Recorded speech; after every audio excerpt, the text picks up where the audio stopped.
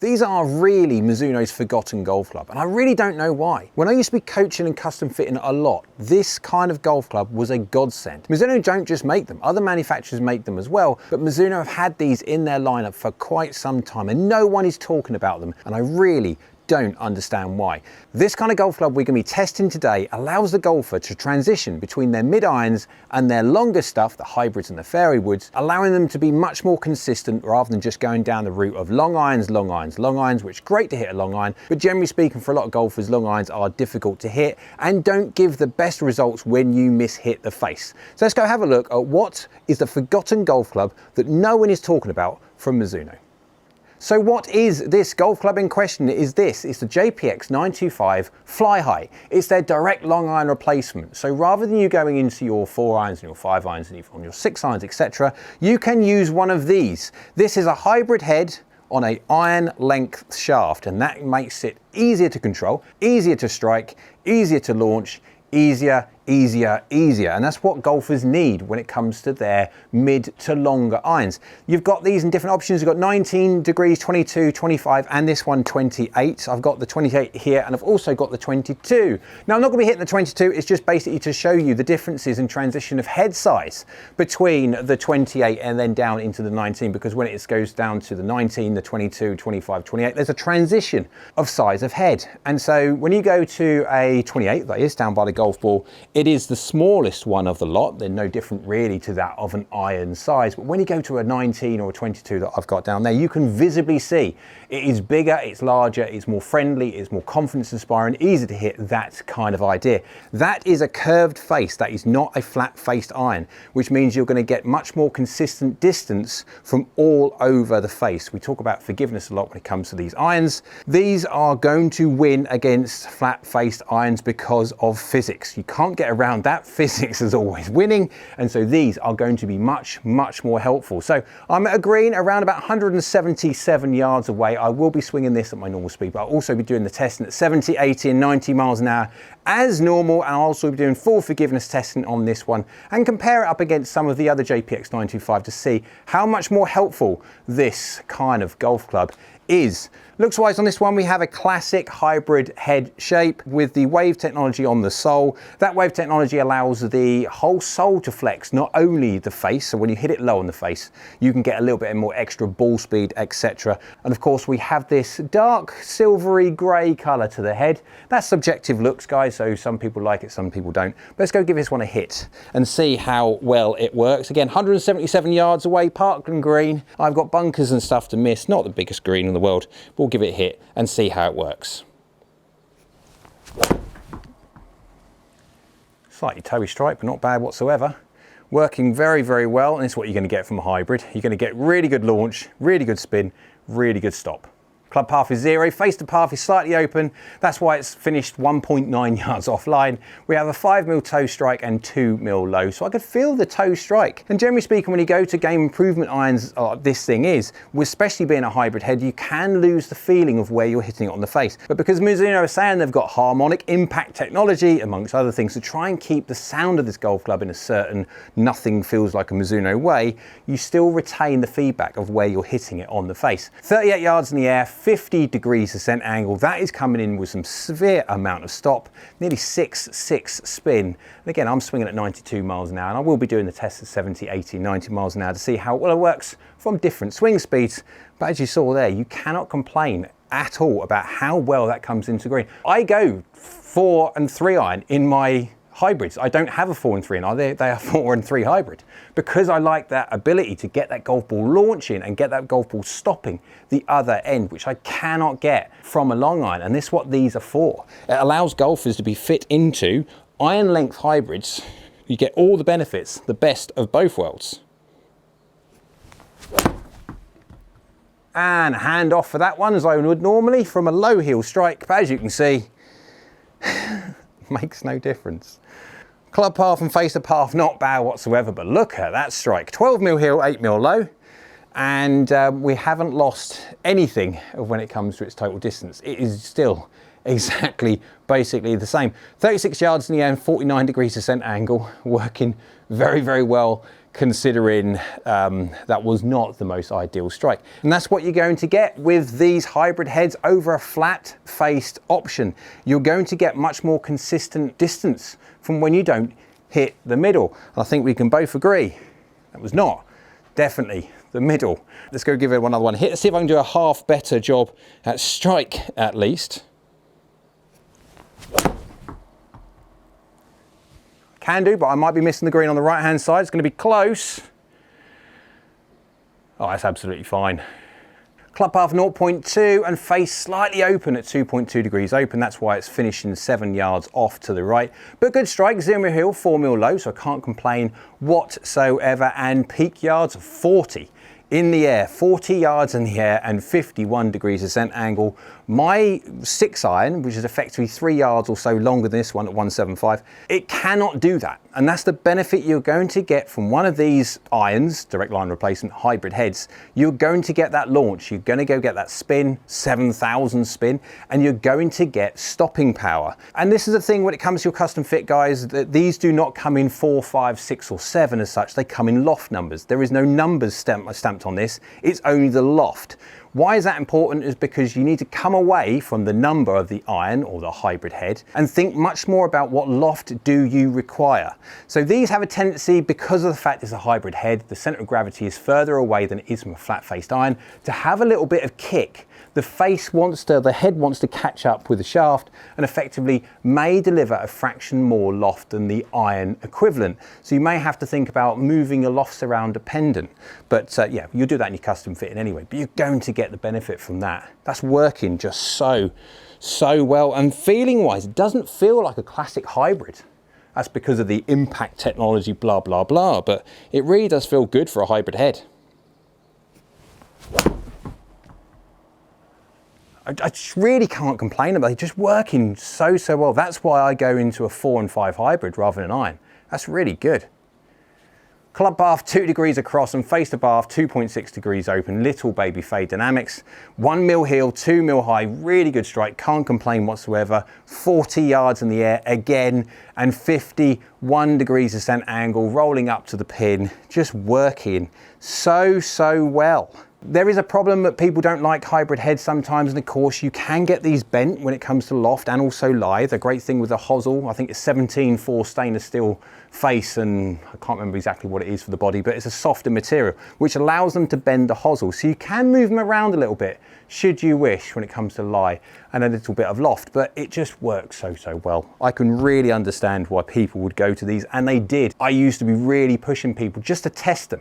If it doesn't work, it doesn't work, but just test it, because the amount of times they do work, you can gain so much from a custom fit, from functionality of equipment, and gaining so much functionality of flight, rather than just going down the long iron route from one of these. It's crazy that people don't test it more often. Right, last one, and then we'll go into the numbers to see how well these work at different swing speeds.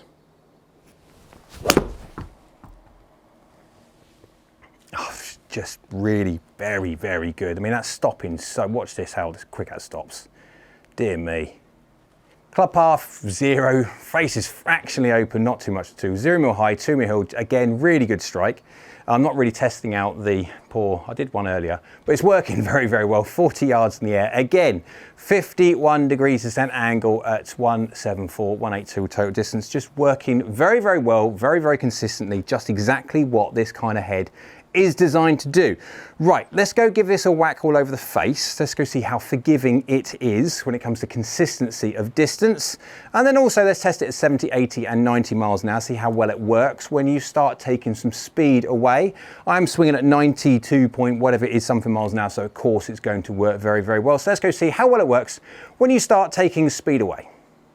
All the shots now here on the Mizuno JPX925 Fli Hi, very long name. And I don't normally do this, I don't normally do any form of summary before going into the information, but I have hit the 70, 80, 90 mile an hour shots and also the forgiveness data as well. And I will say one thing, wow, this iron hybrid, it's a direct line iron replacement, is amazing. The propensity for it to want to hit the same number distance-wise is mental. And my only complaint so far, I must say, out of this is the fact that Mizuno do not do it in more lofted heads to make a full set of these, because really these are very, very good. So up on the screen now, you can see the information. You've got red, yellow and blue. The red is the 70, the yellow is the 80 and the blue is the 90 miles an hour. I've got the club head data to do afterwards. We'll do the ball data on top first.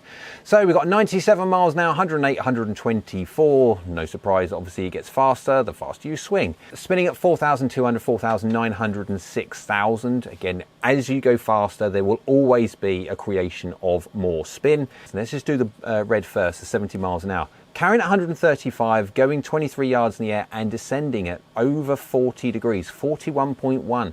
This is one of the highest descent angles, steepest descent angles, one of the highest peaking and steepest descent angle irons, hybrid, of all the ones that I've tested, and that's exactly what it's supposed to do. It's supposed to, from a slower swinger's point of view, get that golf ball launching, get it peaking height well, try and get as much distance as you possibly can do, and get it stopping on the green.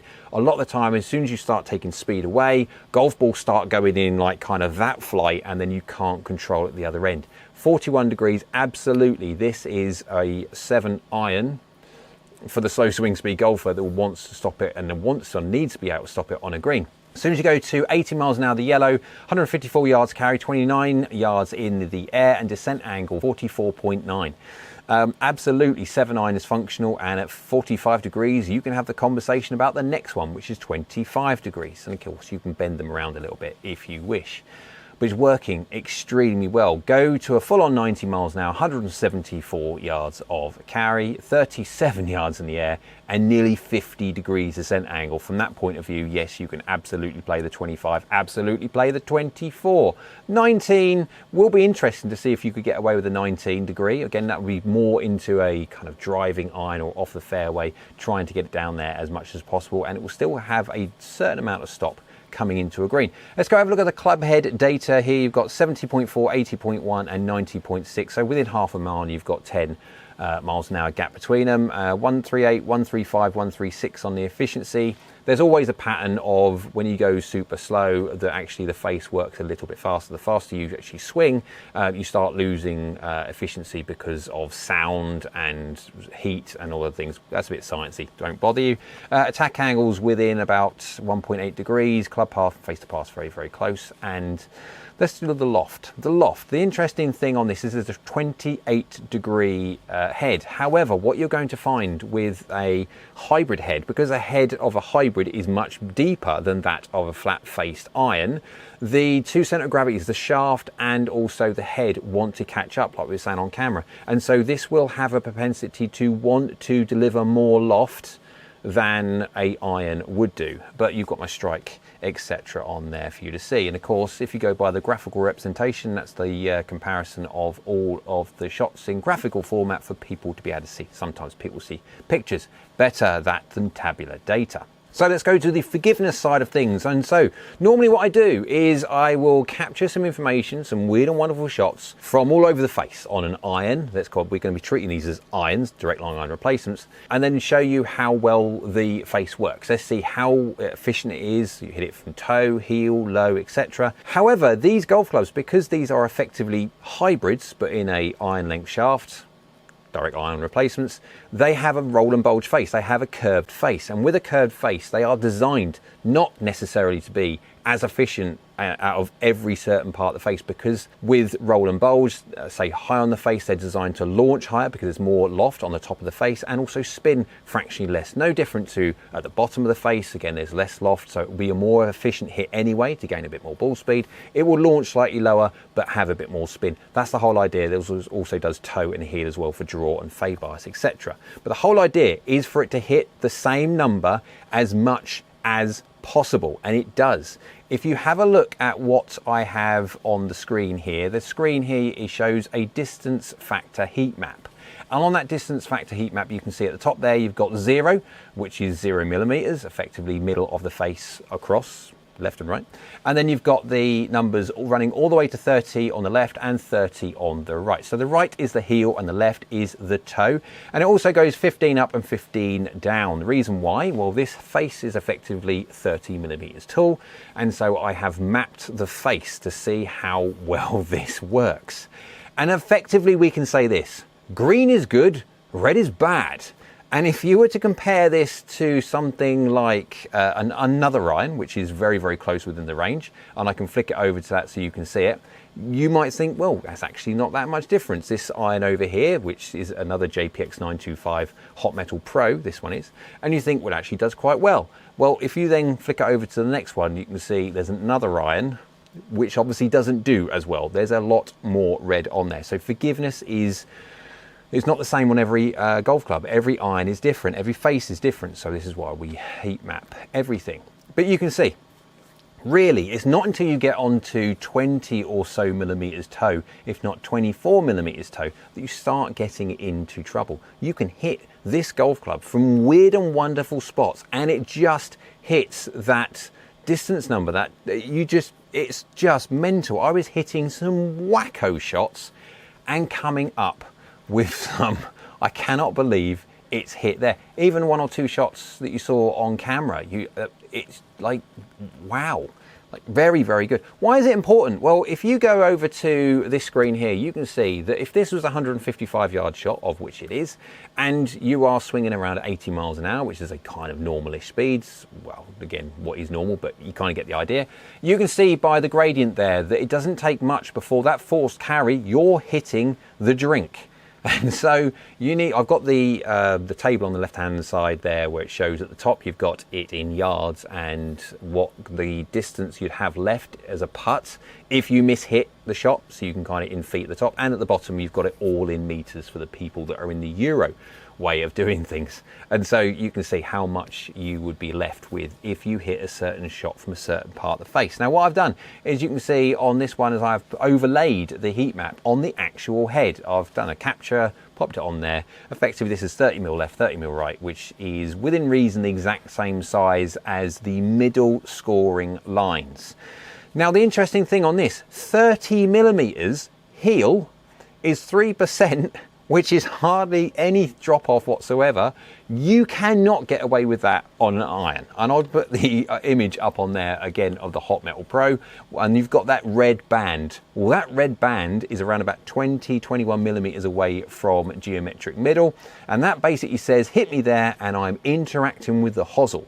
Anything more than 20-21 millimeters, you can be interacting with the hosel. It'll be a hosel rocket and the ball is going off at a weird and wonderful angle. You haven't got to worry about face efficiency when you're hitting it from the hosel, and that's around about 20 millimeters. But back onto the Fli Hi, you can hit it 30 millimeters on the heel, absolutely fine. When it comes to the toe, yes, you are losing a little bit, and you have to go 30 millimeters toe, 60 millimeters away from the heel to get a drop off of 9%. It is mental.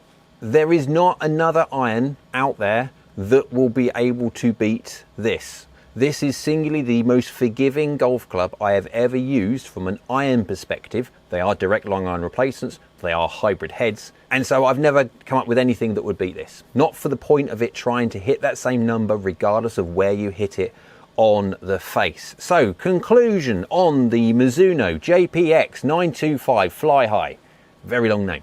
Looks wise, different people like different things. So whether you like the gunmetal grey look, whether you like the hybrid face look, and all these different things, that's up to you. Obviously it's going to be a hybrid. It's designed to be as such as a hybrid on a iron length shaft. So they go in along with your custom fit iron sets. They work extremely well. Feel wise, considering this is a hybrid head, does not feel like a hybrid head. It is more like a game improvement iron head from its sound. When it comes to its performance, it just works really, really well. It does every single thing that Mizuno and any manufacturer want these kind of golf clubs to do. These are designed to replace those long irons. When you don't hit your long irons well or well enough, and you lose too much distance and you start getting blur in between, you'll say your 6 iron and your 7 iron, or your 5 iron and your 6 iron, because of that propensity to miss the 5 more and it brings it back into the 6. These are designed to replace that and get that golf ball launching. The slower swinger is going to love these, and the golfer that doesn't hit their long irons as well as they would like is also going to love these as well. I am actually seriously considering dropping my 5 and 6 blade iron, I play blades, for these. These are ridiculous. Mizuno, you've made an amazing club.